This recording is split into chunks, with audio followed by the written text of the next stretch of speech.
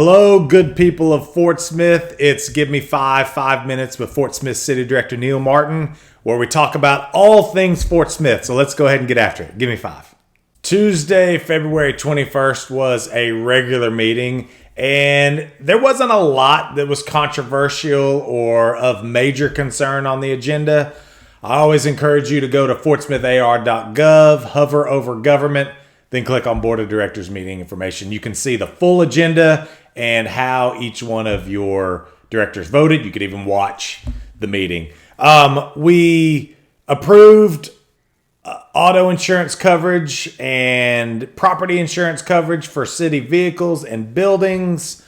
We made a partial payment to McKee utility contractors for Basin 10 and Basin 14 capacity improvements.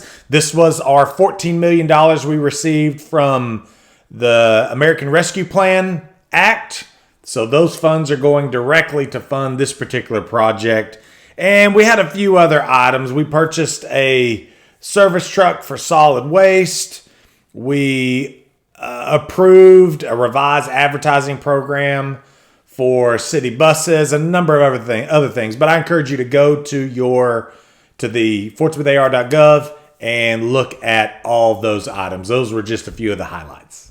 On February 28th, we have a study session. Not a ton of items on the agenda, but there is an appeal of a planning commission denial for a master land use and rezoning change on Old Greenwood Road. It's 2902 through 2928 Old Greenwood. A number of people have reached out to me and expressing their desire for the board and me to vote for to uphold the denial. So we'll be hearing more from the citizens and from the agent for that redevelopment. So I encourage you to pay attention to that. And then also we will be discussing the recommendation for the utilization of excess sales tax revenue. If you recall, we issued bonds in 2012 and 2014. We paid them early, but the state requires that sales tax be collected through the end of a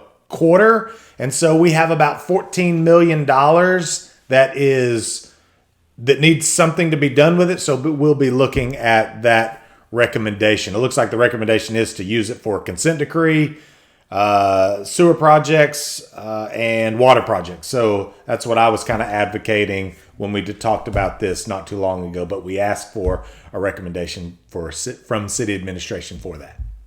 That's it for this week's Give Me 5. I hope the information helped. I hope it was informative and made you better aware of the items that are in front of your board of directors.